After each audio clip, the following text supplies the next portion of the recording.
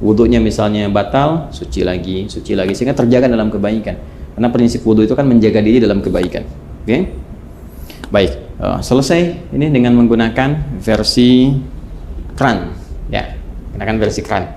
Nah, sekarang kita akan mencoba menggunakan versi bejana. Nah, di sini ada gayung ya. Kita akan coba gunakan gayung ini. Sebetulnya kalau kita bersandar pada tadi ya, jumlah volume air yang kita gunakan saat menggunakan kran itu kan sebetulnya nggak banyak. Ya, kalau ada di minuman kemasan dengan bentuk kayak gelas itu sekitar 250 mili ya. Itu kan kurang lebih segitulah. Ya, nggak terlalu banyak yang kita gunakan seperti tadi disampaikan. Jadi kalau kita tampung dengan gayung pun kurang lebih bismillah ya.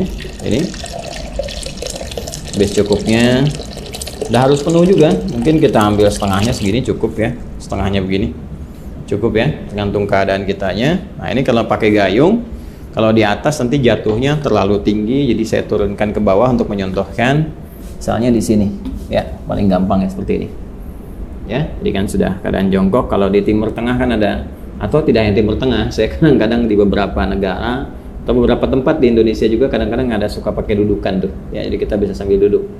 Nah ini kalau seperti ini pakai bejana kurang lebih disimpan seperti ini. Jadi kalau bejananya lebar nanti bisa sambil diambil seperti ini ya kan.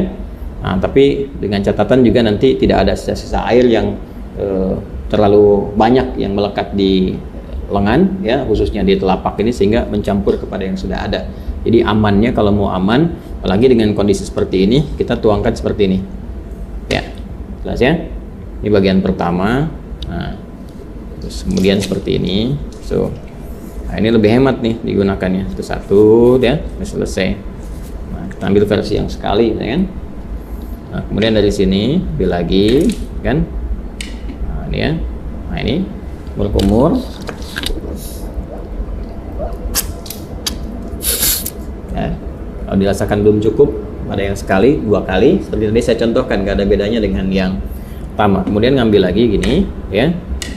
Nah ini sama persis teman-teman sekalian, nggak ada bedanya dengan yang pertama tadi. Kita wajar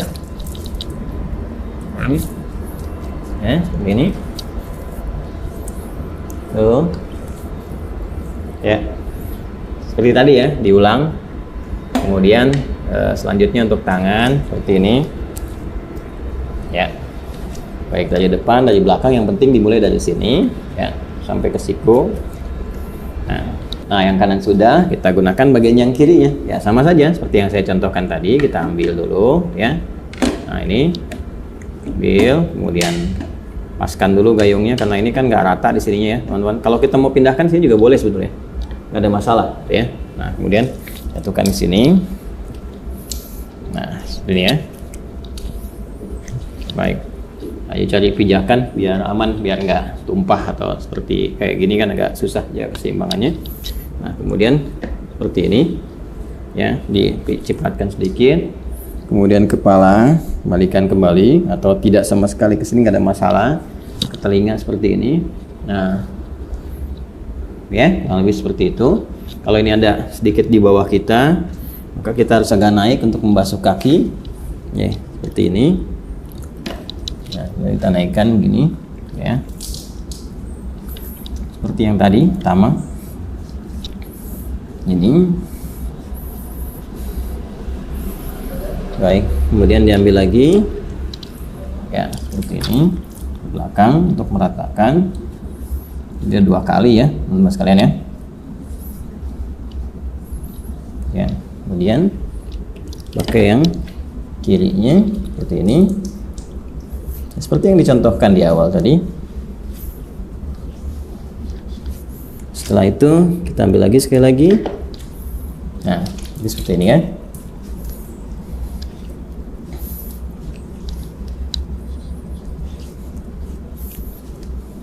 Baik. Selesai dua versi ini, dan masya Allah tuh masih bersisa. Artinya kan sebetulnya nggak butuh banyak gitu airnya ya. Nggak butuh banyak, ini tinggal kita berdoa. Setelah itu seperti tadi disampaikan. Jadi kurang lebih seperti itu contoh yang bisa kita tunjukkan. Dimulai dari awal, kemudian mengondisikan dulu ya kerannya seperti apa yang bisa digunakan. Jangan mubadzir, bersiap-siap.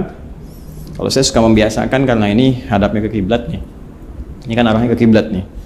Saya suka membiasakan kalau ada aktivitas terutama terkait ibadah, cari yang kira-kira posisinya ketika dikerjakan menghadap ke arah kiblat. Itu hanya kebiasaan saja dan tidak harus demikian, tapi kalau bisa dikerjakan ya itu lebih bagus ya. Kecuali kalau sholat jelas. Sholat menghadap ke arah kiblat, kemudian baca Quran sunnahnya menghadap ke arah kiblat ya. Hanya dalam wudhu kan posisi Quran bisa beda-beda. Tapi biasanya saya selalu mencari yang kira-kira menghadap ke arah kiblat untuk menjaga saja kondisi itu. Ini yang kita bisa tunjukkan.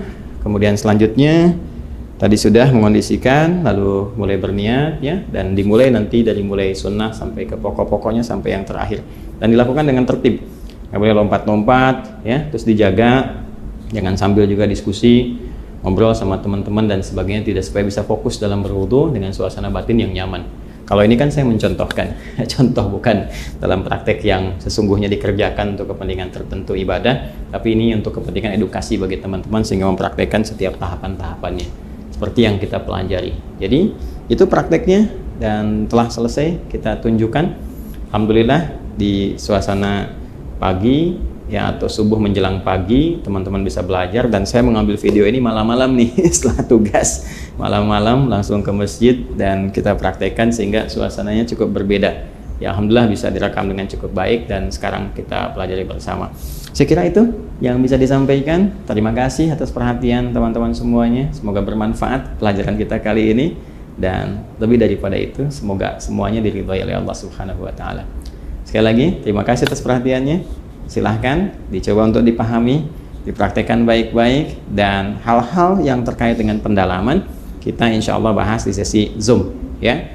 Misalnya tentang bagaimana menggunakan di satu bejana untuk penggunaan oleh 2 atau 3 orang atau lebih misalnya. Kemudian juga kapan posisi bersiwak kalau dalam berwudu, kalau ada kayu siwaknya misalnya ya, apakah posisinya sebelum sholatnya atau dalam wudunya atau setelahnya. Nah, itu kita bisa diuraikan di kesempatan-kesempatan dalam sesi pendalaman. Yang tadi yang saya tunjukkan adalah keumuman yang bisa dipraktikkan oleh siapapun, yang tidak ada beda antara laki-laki dengan perempuan.